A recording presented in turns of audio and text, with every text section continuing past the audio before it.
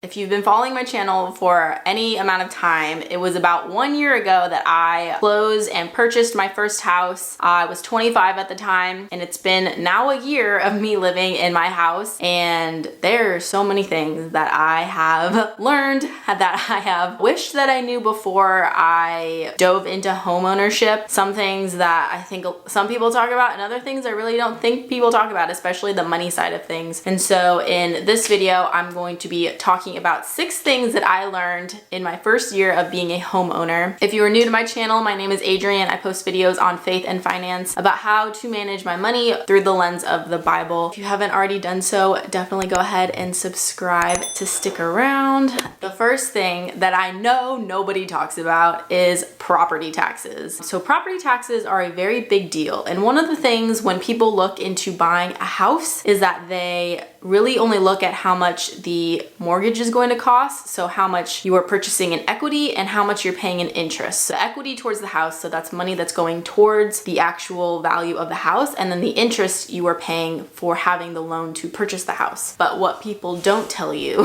is how much property taxes are going to cost depending on what state you live in. Usually if you are a first-time homeowner and you have a mortgage, you're pretty much required that you pay an additional amount of money on top of your mortgage to what they call an escrow account. And that escrow account is literally just like a account of money. After you close on the house, it's used to pay for your property taxes or your mortgage insurance. Really, whenever I think of the word escrow, I think of Gilmore Girls when TJ was like, I'm an escrow. I am an escrow. I got the paperwork to prove it. And so that's additional money that I have to pay towards house costs for every month. And for me personally, that's almost 50% more of what my mortgage is. So it's a significant amount of money, and that's not something that people usually calculate when they're looking to find a house and how much they think they can afford. The second thing that I learned is that the whole home buying process is like uber confusing. It is so important to have people who understand that this is your first time and who will explain what the whole process is, walking you through what everything means in the contract. Even when you're just putting an offer in, your realtor should be explaining to you what everything in the contract says before you sign it. Your lender should be explaining everything to you about your loan. Your title company should be explaining everything about closing on the house, what documents you're signing. And I think it's important to not be afraid to ask questions to any of those people. I think it was easy for me to think I'm just this young 25-year-old girl, like they're not going to take me seriously. There were definitely times when I had to really stand my ground and ask questions and just know what I deserved as a customer, because really to them, I am a customer. Like I'm bringing them business. So just like anybody else, any other customer looking to buy a house, I deserve a certain level of service. Another thing is one of the things that your lender should be sending you is what they call like a closing disclosure. So that's a breakdown of all of the money that you're paying and where all of that money is going. So I had one line by line said where everything was going. And if there's something wrong in that closing document, it's on the lender and also the title company, because the title company is the one that is going through all of that information with you. So they're validating that all of this information is correct. The third thing I've learned is the amount of maintenance that a house takes. And I don't even have like a full house with a giant yard. My house isn't even that big. My house is about 1,000 square feet. It is not big at all. Sometimes it can just be a lot of work. If you haven't owned a house before, jumping into owning a house and managing everything, it can be a part-time job and it can cost a lot of money. So this is another thing on top of property taxes that I've had to account for in how much my housing costs are going to be. So for example, all of the appliances in the kitchen, they were all relatively new. So the dishwasher, the stove, the microwave, those were all replaced and new when I bought the house. The fridge was replaced back in 2006. So that thing was very old. So I moved into my house in October of last year. In May, my fridge basically stopped working. It wasn't getting cold. My food inside was lukewarm, not lukewarm, but it just wasn't cold like a fridge, and my food was going bad. And so I pretty much emergency had to get a new fridge. And thankfully I did have a Costco membership membership, and Costco was running a deal on this really nice, I think it's a Samsung fridge, and abruptly had to replace my fridge, which was about $1,600, which honestly is not that bad. And it's a very nice fridge, but because the fridge was in a very specific place, I had to get a very specific size for it to make sure that it fit. And the way it is in the house, it's like next to a wall. So if I didn't get the right fridge, if I opened the door, it would just hit the wall and you wouldn't be able to open it. But I had to buy a new fridge. That was complicated. People who installed it were not the nicest, and yeah, and all I did was get the fridge replaced. So I can't imagine like having a whole kitchen remodel. Like that must be so stressful. Another thing I had to do was my homeowners association told me that I had to paint my fence.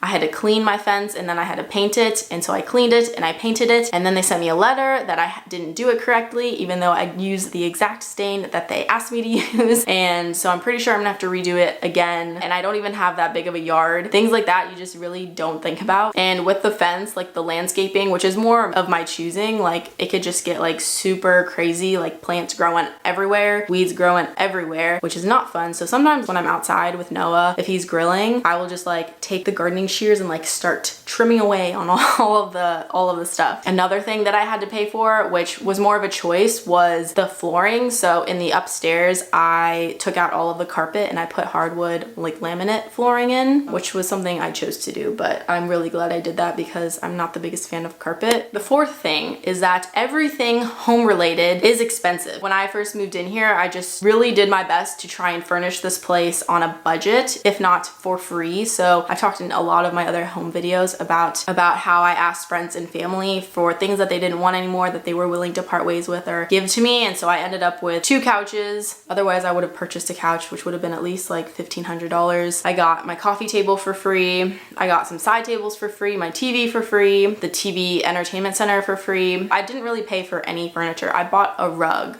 and that's it. And then in the kitchen I purchased, I feel like I'm a broken record, but I purchased this like custom made bench cover because there's a very specific portion right next to the fridge that's like a bench that looks over a window. It's like a window bench. I had to get a custom made cushion because there's nothing on the market that is those measurements. In fact, it was about $400 to buy a custom made cushion that big.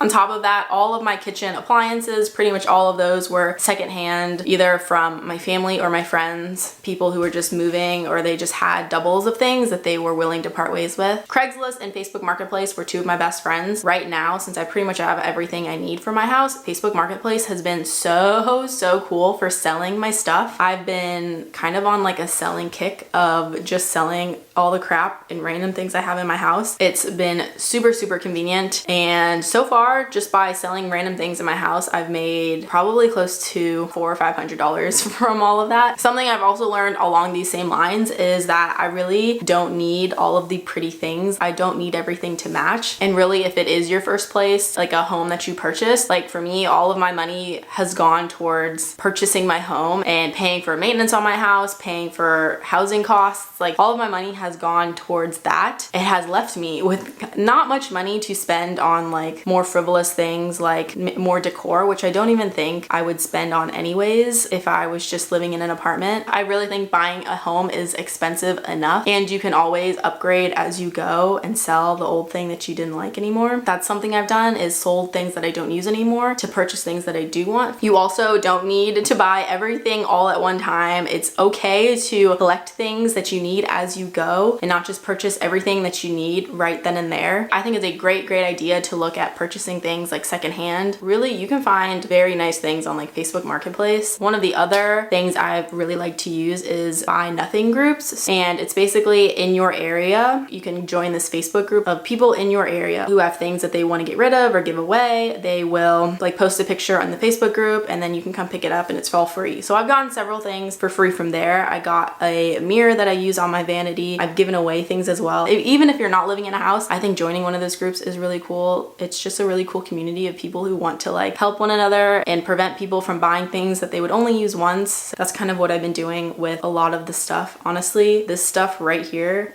behind the camera is that is all stuff I'm trying to sell.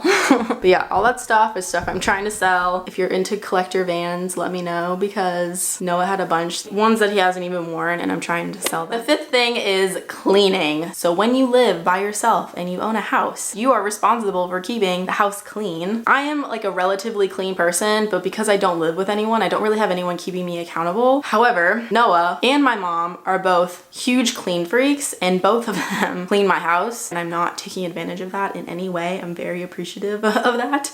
If you're not somebody who likes to clean, like that is a whole project that takes a lot of time to keep a bathroom clean. Honestly, that goes for even if you're living in your own apartment. But I think because I own this house, I even more so want to make sure it's in good condition, because obviously if the better condition I keep it in, the higher the sale price will be whenever I do want to sell it. And the last thing I want to talk about is not financial, but it's something that I think even applies to people who haven't bought a house. But buying a house and living by yourself can really be lonely sometimes. I think that's something I've really been struggling with, is the fact that it's so easy for me to just stay in my house and work on my own projects, and especially during this whole season of COVID and the pandemic. I've talked to a few people about just how over time I have become more and more isolated post-college life. Like I went from being in college to being around people literally all the time to being able to walk outside of my apartment and just hang out with all of my best friends. We're within like a 2-mile radius. I went from that to working in a church where I was around all of these Christians who I could connect with, who understood me. And I lived with 4 people at the time in a 3-bedroom apartment. I went from that to working a corporate job where I just felt a lot less known. Was working with a lot of people who were older than me. Like the joke was always like that I was always like the young one. People would ask me like, Adrian, how old were you when this happened? And even in my entire building, I can only think of 2 other people who were around my same age, but they didn't work in the same group that I worked in. Going from corporate to then going into remote working during COVID, I just increasingly became more isolated. And then from COVID, then I quit my job, and I'm in the process right now of playing golf competitively, taking my classes for my CFP. I'm also now looking for a part-time job. Right now, I've been very aware of like my loneliness that can just like tumble me down into this very, very dark path. And I think that is so true for a lot of people, especially during COVID, of just feeling very lonely. As human beings, we are created to be in relationship with people and to be seen, because one of the deepest desires that we have is to be seen and to be known. And I think the fact that God knows us so deeply can satisfy a part of that, but I think also we want to be known and seen by other people. It's an additional step for me to really try and put myself out there with just hanging out with people. I think it's super easy for me to be in a relationship and think that I only need to get my fulfillment of being around people by being with my boyfriend, but that's not true at all. Like it's really important for me to be able to connect with everybody, because one person is not going to be able to fulfill everything that my heart desires. It's just not going to happen. And I think it's really important to be proactive and know that if you're going to be living alone, that you are going to have to almost force yourself to be with other people. But also at the same time, like I have seriously considered getting a roommate, but we'll see. I don't know. Those are just things I would warn somebody who is purchasing a house for the first time on their own. So I'm really trying to start a Patreon. I've been toying around with what kinds of things you guys would want to see on my Patreon. If you guys want to donate, if you want to become a part of my Patreon, or if you want to do a one-time donation, you can check that out down in the description box. I would so greatly appreciate it, but you definitely don't have to if you don't feel like it or you don't have the funds to, but I do appreciate every one of you. But if you haven't already done so, go ahead and subscribe. And if you've made it this far, comment down below like maybe some videos that you would want to see in the future, because I always want to do things that I know you guys are going to be watching. I appreciate you guys so much. I will see you guys next week. Bye guys.